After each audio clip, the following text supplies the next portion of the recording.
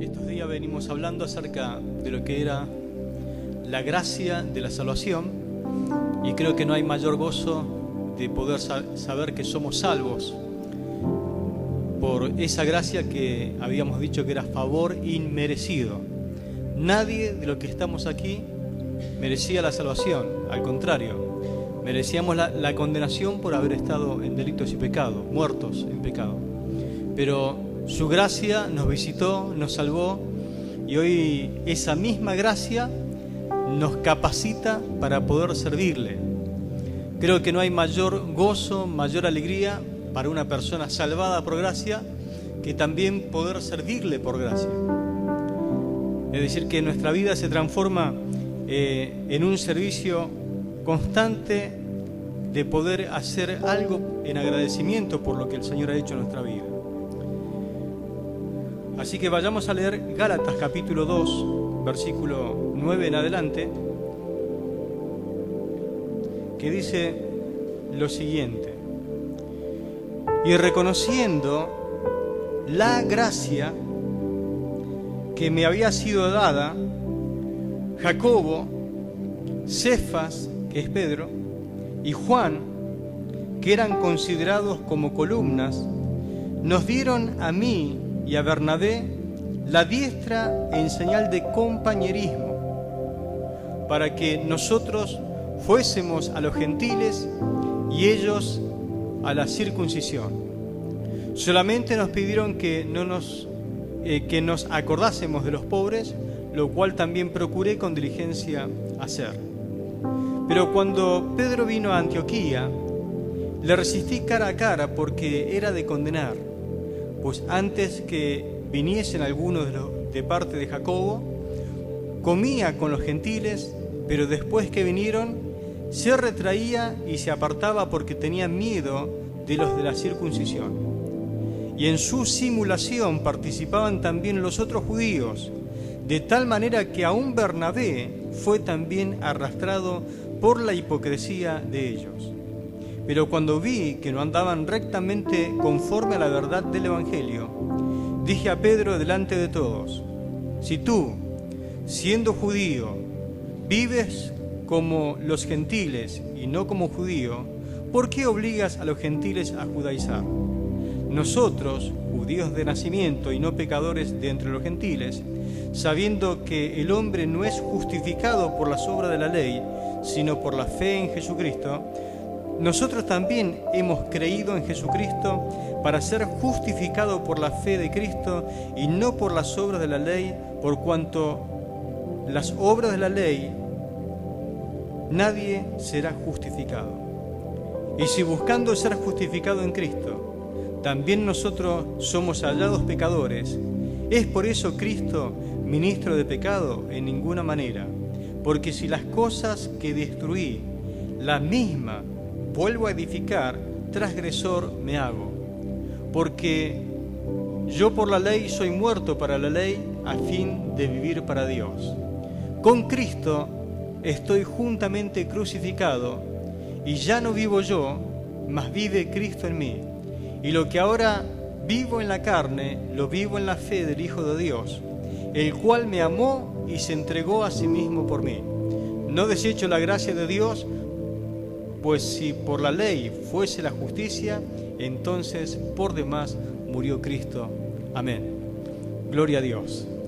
El que no vive para servir, hace poco leí, no sirve para vivir. El que no vive para servir, ¿cuántos viven para servir? No sirve para vivir. La reunión pasada reflexionamos sobre dos verdades fundamentales acerca de lo que era la gracia de servir. Nos preguntábamos, ¿qué es la gracia de servir? Y dijimos que la gracia de servir, en primer lugar, era la gracia de servir en forma práctica, y en segundo lugar, era la gracia de servir espiritualmente. Hoy nos vamos a hacer de nuevo la pregunta, ¿qué es la gracia de servir? Porque entender la gracia de servir no solamente transforma nuestro ministerio, es decir, el servicio que hacemos para Dios, sino que también revela el corazón de Dios hacia nosotros y hacia a quienes nosotros servimos. Entonces, ¿qué es la gracia de servir? En tercer lugar, si usted quiere anotar, la gracia de servir es la gracia de servir en equipo. La gracia de servir es la gracia de servir en equipo. Y para comprender esa dimensión, volvamos al pasaje que leímos recién, a Gálatas capítulo 2. Un pasaje que nos muestra cómo la gracia de Dios se manifiesta en medio de lo que sería la asamblea, en medio de lo que es la reunión o la comunión, donde uno sirve al Señor, y la unidad del cuerpo de Cristo. Entonces, ese pasaje nos muestra en primer lugar la gracia de servir juntos. Versículo 9, donde leímos recién, dice la palabra: y reconociendo la gracia que me había sido dada. Es decir, que Pedro, Santiago y Juan, acá a Pedro se le dice Cefas, extendieron la mano derecha en señal de comunión con Pablo y Bernabé. Y este acto justamente simboliza esa unidad en la misión. Es decir, que tenemos una misión y tenemos que trabajar en unidad, en cooperación unos con otros, ayudándonos mutuamente. Y aquí se ve justamente ese compromiso cuando entre ellos pudieron darse la mano. Es decir, que habían 3 personas muy renombradas, muy reconocidas: Jacobo, Pedro y Cefas. Jacobo era el hermano carnal o el medio hermano de Jesús, era el pastor de la iglesia de Jerusalén. Cefas y Juan, que eran apóstoles, fíjese que ellos eran considerados como columna de la iglesia. Es decir, que estaban inclusive hasta abajo, por debajo de Santiago, tratando de darle una mano a él. Y aparecen también Bernabé y Saulo, es decir, Pablo, ellos también trabajando en otros lugares, haciendo viaje misionero y tratando de evangelizar lo que más podían. La palabra del Señor nos dice que estos 3 que eran reconocidos le dieron la diestra, como diciendo: ustedes también son colaboradores nuestros, son amigos nuestros, estamos bajo el mismo equipo. Y no era fácil reconocer eso porque Saulo era el enemigo número 1 del Evangelio, pero ahora estaba convertido, pero no era fácil reconocerlo. Entonces Bernabé fue el que lo arrimó a Pablo para que ellos lo pudieran reconocer. Es decir, que uno ayudó a otro, el otro ayudó al otro, los otros 3 reconocieron, le dieron la mano diciendo: bueno, ahora los reconocemos como parte del mismo equipo, pero vamos a trabajar bien, no vamos a superponer los trabajos. Entendemos la gracia que recibieron de parte del Señor, como también ustedes entiendan la gracia que nosotros hemos recibido de parte del Señor. Ustedes dedíquense a evangelizar a los gentiles, mientras que nosotros nos vamos a dedicar a trabajar en medio del pueblo judío. Por eso le llama los de la circuncisión. Pedro, Juan y Jacobo iban a estar trabajando de lleno para poder convertir los judíos a Cristo. Pablo, que era fariseo de fariseo, pero convertido y con una mente mucho más abierta, como el otro, su amigo Bernabé, dice: ustedes dedíquense a trabajar en medio de los gentiles, porque vemos que Dios los usa poderosamente en medio de ellos, así que reconocemos que nosotros no tenemos los que ustedes tienen y nosotros tenemos los que ustedes no tienen. Eso precisamente es trabajar en equipo. Cuando te toca trabajar en equipo, sirves en unidad, puedes reconocer lo que el otro tiene y que vos no tenés. ¿Es fácil o es difícil trabajar en equipo dentro de lo que es la iglesia? Hay ambientes y ambientes, ¿no? Pero Dios nos llama justamente a trabajar en equipo. Y es muy difícil trabajar en equipo por causa de que muchas veces nosotros no morimos a nuestros egoísmos, no morimos a nuestra carnalidad. Nos gusta hablar por demás, no medimos nuestra lengua, juzgamos y hacemos, inclusive actuamos con prejuicio y hacemos cada cosa que a veces rompe la unidad del cuerpo de Cristo. ¿Qué obstáculos te impiden justamente colaborar con otros en la obra del Señor? Porque después vamos a ver ahora en el pasaje que no era fácil trabajar en equipo. ¿Será importante trabajar en equipo cuando nosotros servimos? claro que es importante y es mucho más beneficioso. Hay mucho más beneficio trabajar en equipo que trabajar solo. Pero hay gente que puede hacer muchas cosas solo y cuando la pones a trabajar en equipo no se adapta. Hay gente que le gusta hacer todo ellos mismos nomás. Y las demás personas no pueden hacer cosas porque la persona misma se lo impide. Entonces uno tiene que entender sus limitaciones y se trata también de reconocer lo que Dios le dio a la otra persona. Hay un proverbio que dice lo siguiente: ninguno de nosotros es tan inteligente como todos nosotros juntos. Anótelo que no está en la Biblia. Ninguno de nosotros es tan inteligente como todos nosotros juntos. ¿Se entiende, no?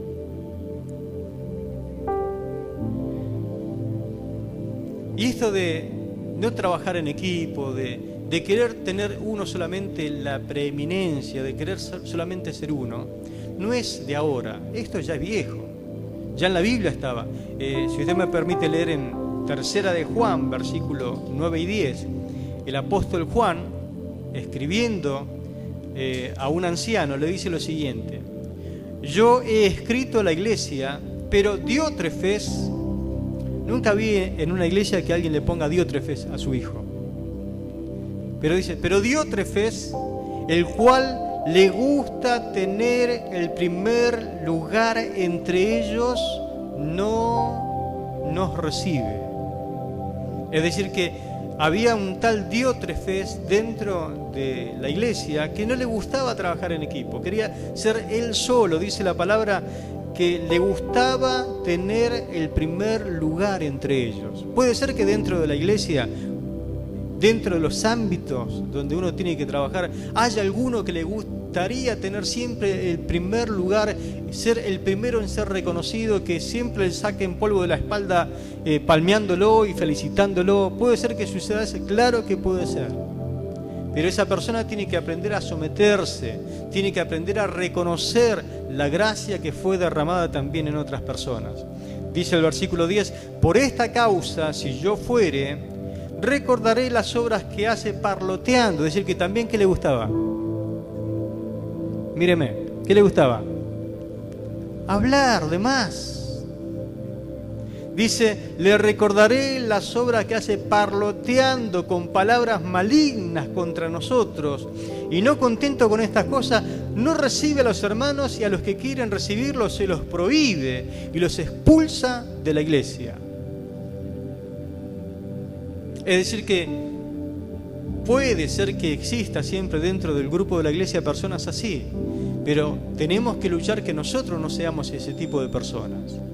Que el Señor nos ayude y que nos dé la capacidad y la inteligencia de poder trabajar en equipo. Que el Señor nos ayude a no caer justamente en esta falta dentro de la iglesia, porque sería una cosa muy, muy fea, ¿no? Diótrefes nos recuerda que la falta de humildad y la división justamente frena la obra del Señor. En vez de crecer, se estanca y la obra del Señor se divide. La unidad no significa de que todos seamos iguales. Es decir, que cuando nosotros decimos tenemos que trabajar en unidad, no significa que todos hagamos lo mismo, que todos nos vistamos de la misma forma, que todo parezca una sola cosa. No, de eso no se trata la unidad. La unidad tiene que ver con trabajar en equipo. No significa de que todos seamos iguales o que todos pensemos iguales o todos tengamos los mismos dones, para que usted lo entienda, sino que nos complementemos y trabajemos juntos a pesar de las diferencias, y que cada uno ocupe el lugar que le corresponde. Gloria al nombre del Señor. La gracia de servir en equipo requiere entonces humildad, apertura, espíritu de colaboración. Y sabemos que solamente perteneciendo a la familia de la fe podemos reflejar la gloria de Cristo. Gloria al Señor. No es imposible, tampoco es fácil, porque tenemos que morir a nosotros mismos. En humildad, Dios nos tiene que ayudar a reconocer la gracia que el otro tiene, y para que el otro también ocupe el lugar y haga lo que tenga que hacer, y yo me ocupe de hacer mi parte. Ahora, cuando yo quiero hacer la parte de todos, ahí viene el problema. También el texto nos habla de la gracia de servir con sinceridad. Versículo 11 dice: pero cuando Pedro vino a Antioquía, le resistí cara a cara porque era de condenar. Es decir, que hay cosas que nosotros hacemos dentro del cuerpo de Cristo que sería condenable delante del Señor. Lo que hacemos muchas veces, en vez de traer bendición, trae tropiezo. Pedro, por temor, se apartó de los gentiles, mostrando una hipocresía que Pablo, dice, lo confrontó con mucha valentía. La gracia del servir con sinceridad implica a veces ofrecer nuestro servicio desde un corazón auténtico, sin máscara, sin dobleces. Se entiende lo que hizo Pedro, ¿no? Él, cuando estaba con los gentiles, era un gentil más. Cuando vinieron desde la iglesia donde él pertenecía y servía junto con Santiago, dice, cuando llegaron algunos hermanos de la iglesia allí de Jerusalén, él, en vez de seguir comportándose como un gentil, de repente se transformó en un judío cerrado, al punto que se apartaba de los gentiles e iba a comer aparte con los judíos, siendo que el Señor a todos nos perdonó y nos limpió con la misma sangre. Que ya no hay judío ni gentil dentro del cuerpo de Cristo.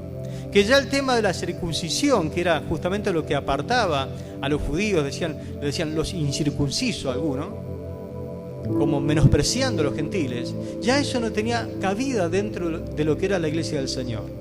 Pero Pedro, cuando vinieron estos hermanos de Jerusalén, comenzó a comportarse como un judío y dejaron a un lado a los gentiles, que eran del mismo equipo, y Pablo estaba del lado de los gentiles, y hasta el compañero de Pablo, que era Bernabé, también fue arrastrado para que sea apartado y se junte con los gentiles. Cuando Pablo vio esto, se le subió el fuego santo, se llenó de indignación, dijo: Pedro está haciendo algo digno de condenación.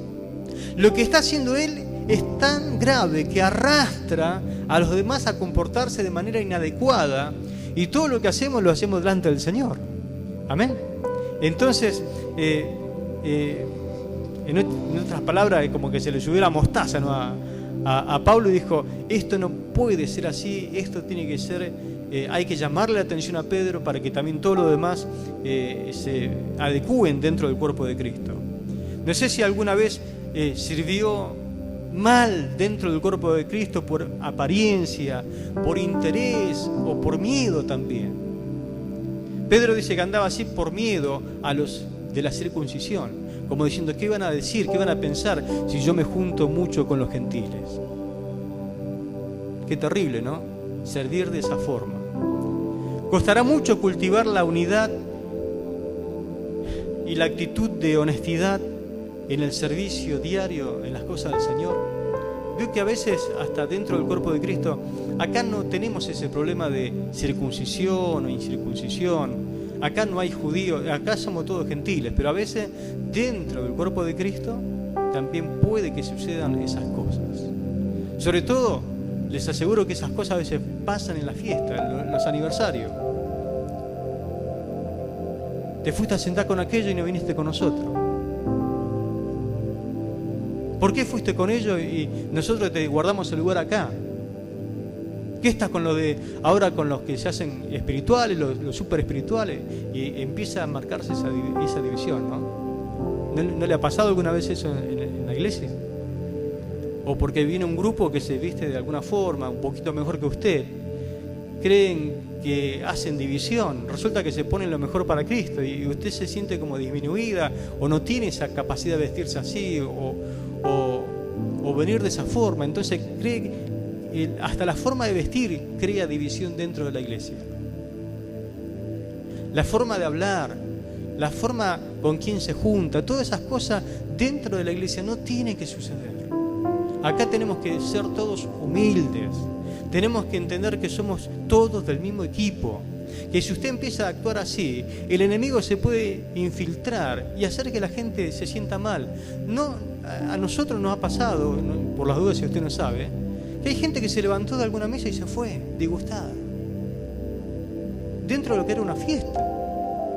Pero hay cosas que hacemos, decimos, sin pensar, sin medir las consecuencias, que caen mal a gente común y corriente, que son de nuestra iglesia, y que se levanta y se va, dice, no quiero participar, ya me enojé, ya me siento mal, ya no puedo aguantar lo que me hicieron. Todo por no obrar con humildad, por no entender que es el momento de considerar al otro superior a mí mismo. ¿Se entiende, hermano, lo que estoy diciendo?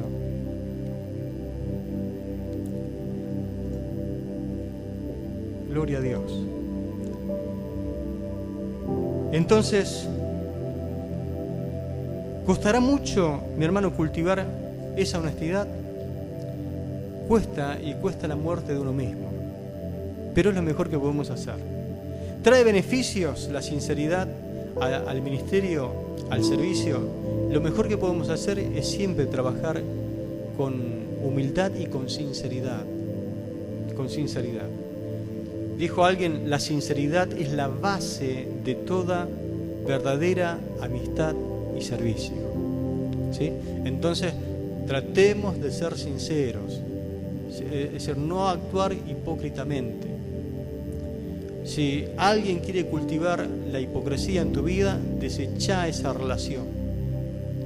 De esa gente que te dice, si te juntás con ellos, olvídate de mí, bueno, olvídate de ese. Porque eso no es correcto dentro del cuerpo de Cristo. En la iglesia podemos y tenemos que saludarnos todos, tenemos que ser amigos de todos, tenemos que poder mirarnos a la cara de frente y poder gozarnos juntos y alegrarnos en sus victorias, porque la victoria tuya es mi victoria. Y si te va mal, también oraré por ti para que nos vaya bien todo en el cuerpo de Cristo.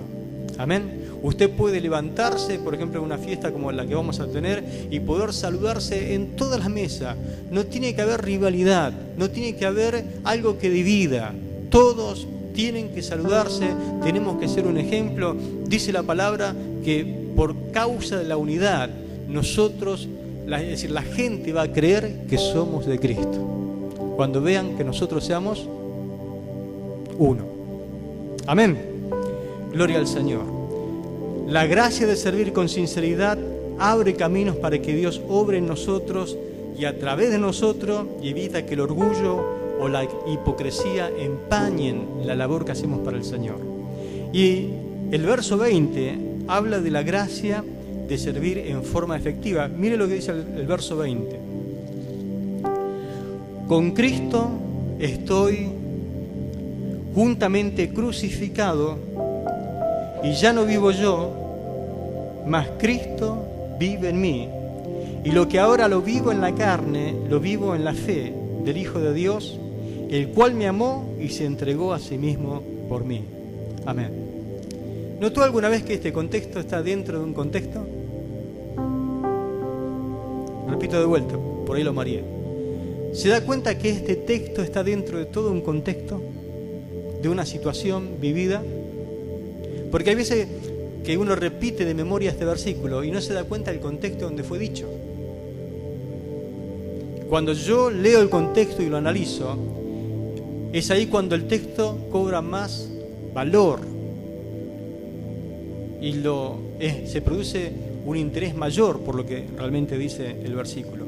El secreto del servicio efectivo entonces está en entender que tengo que estar crucificado juntamente con Cristo.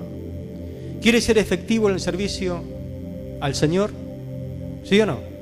¿Quiere servir con efectividad?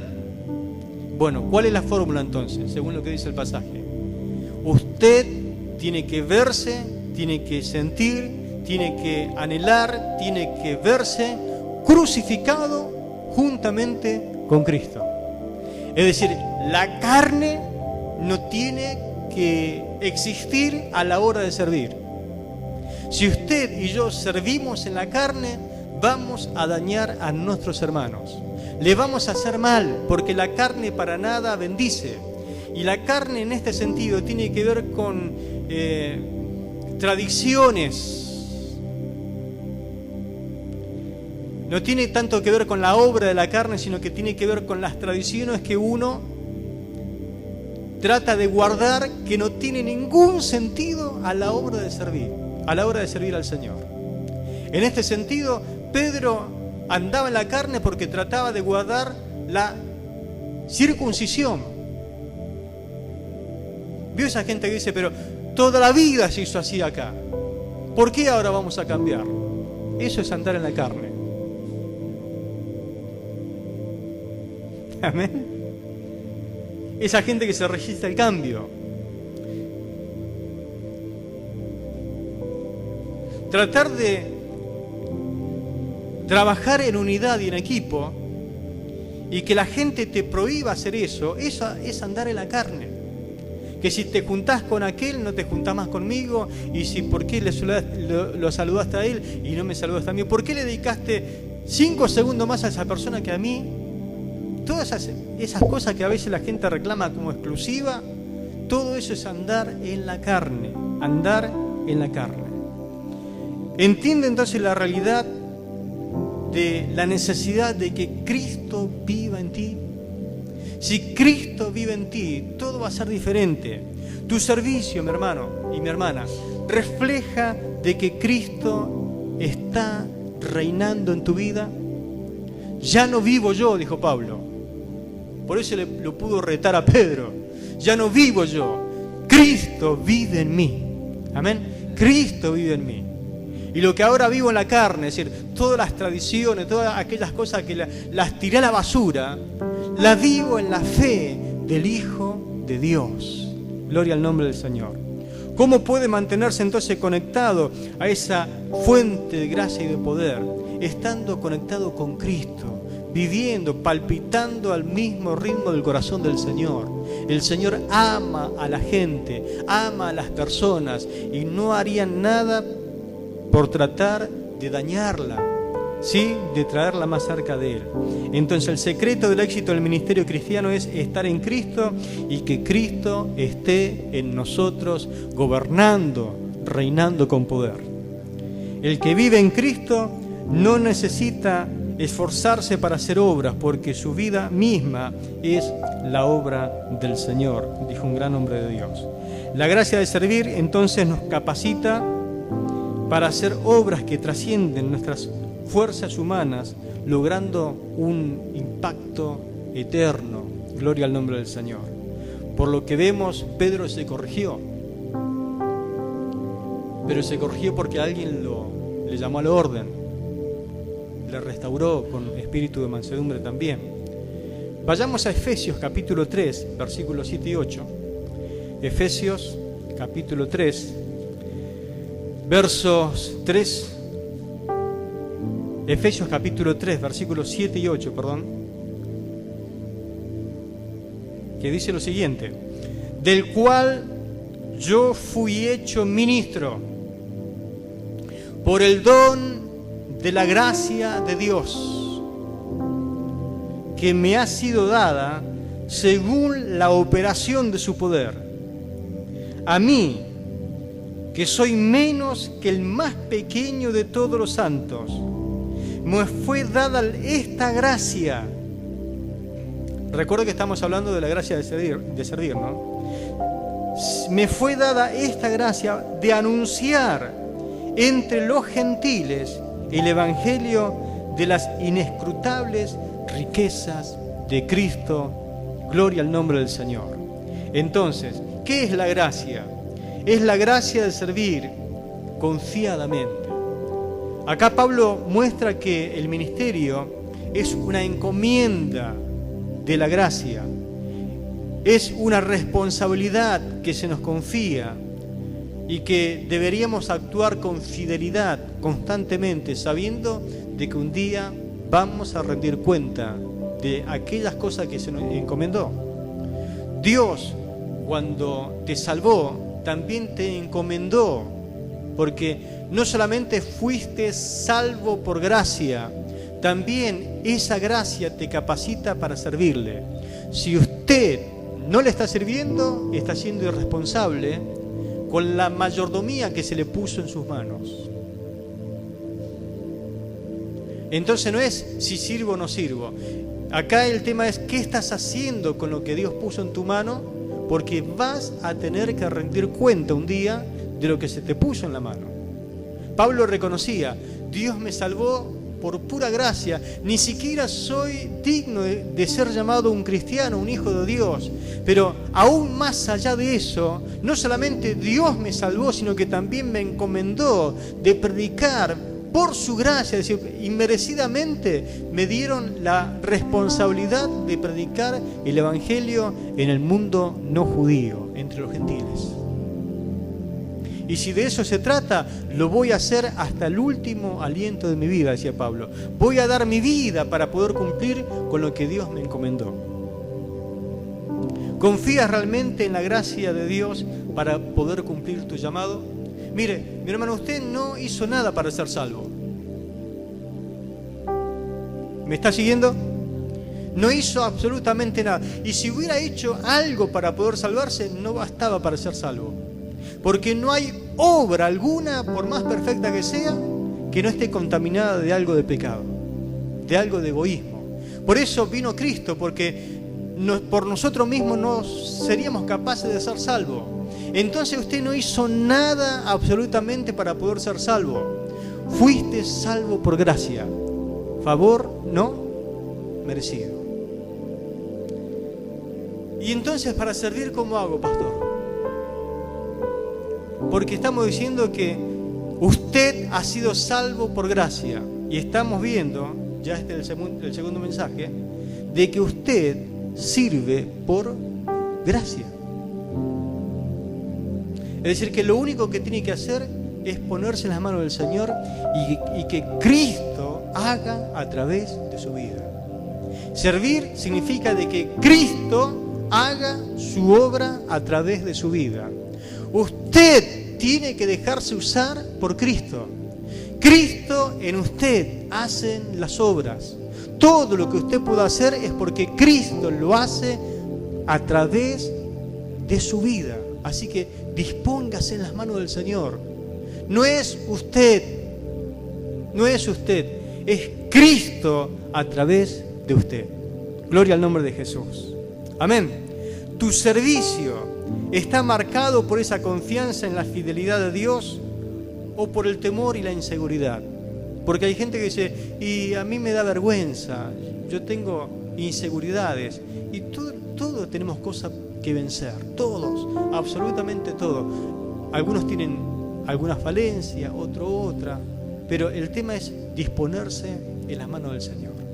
Decirle, Señor, acá estoy, haz de mí lo que tú quieras. Amén. Y Él le va a enseñar, le va a dar poder para vencer cualquier tipo de falencia que nosotros tengamos a la hora de servir. Por eso el consejo sabio del Señor, ¿no?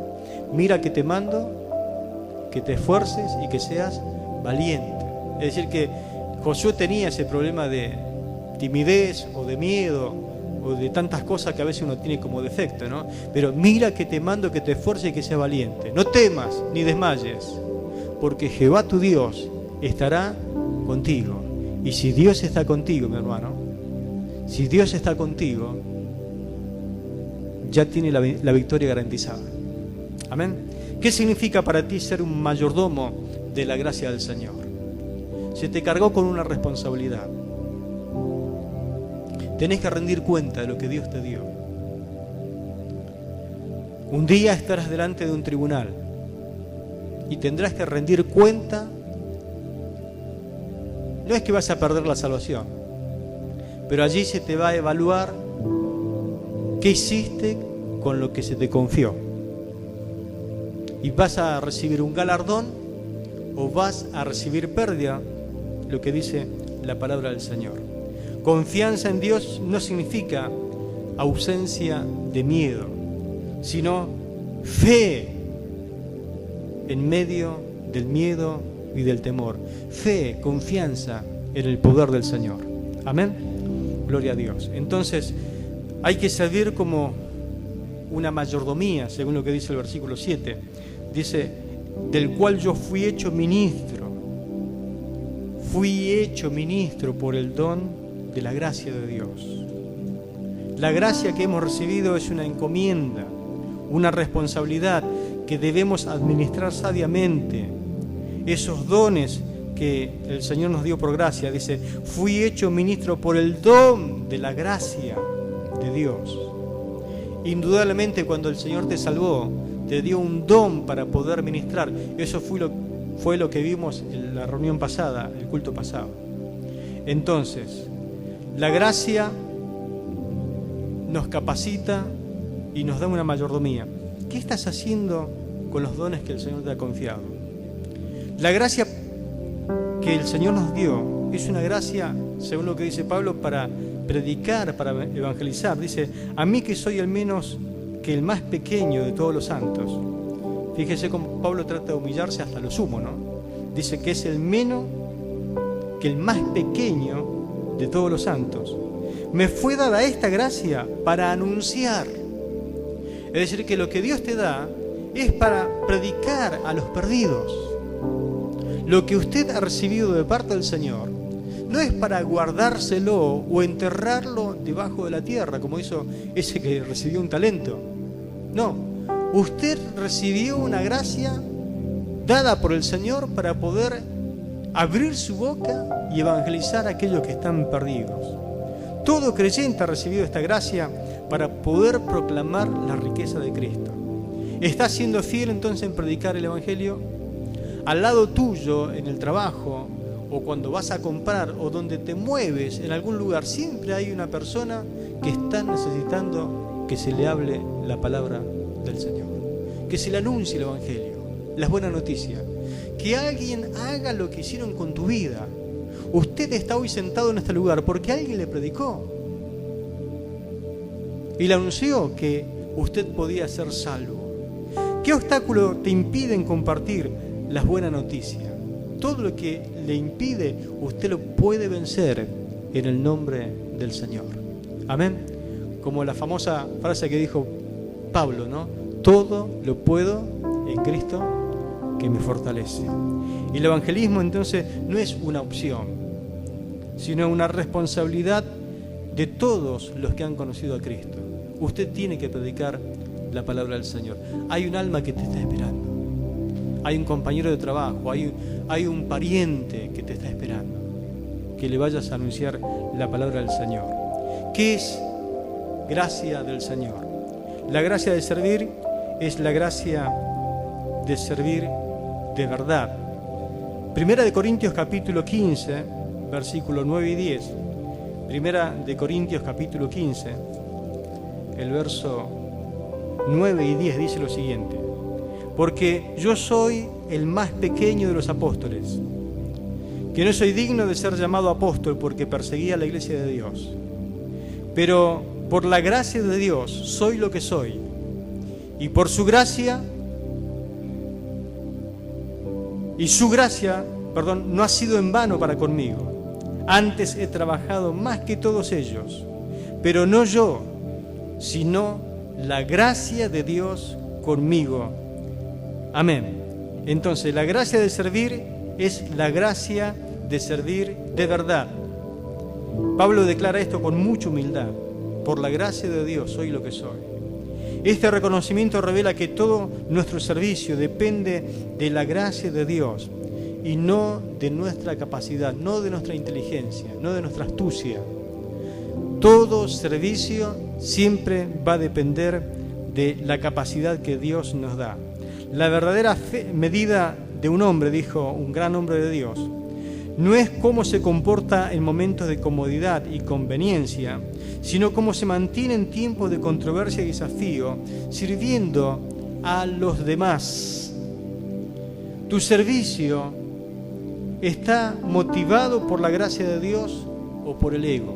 Fíjese cómo Pablo se trata de humillar hasta lo sumo, siempre utiliza palabras muy humildes, tratando de ponerse por demás bajo del más bajo. Cuando uno sirve al Señor tiene que ser así, en humildad.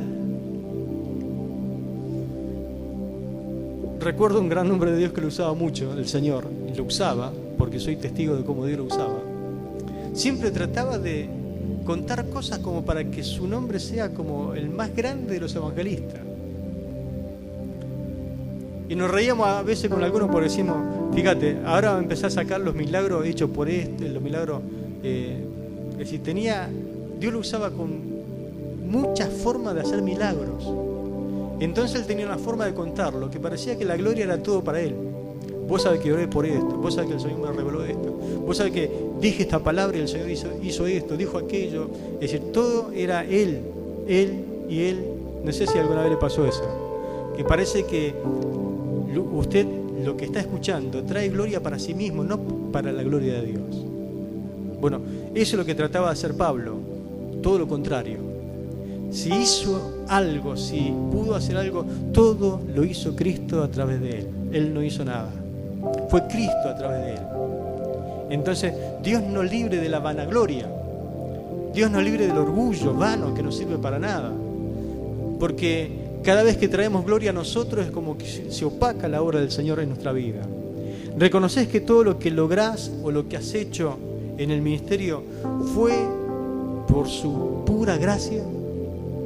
Amén. Si Dios te usa para sanar un enfermo, para liberar un endemoniado, para ganar un alma, ¿quién fue? ¿Lo hiciste vos o fue Cristo a través de tu vida?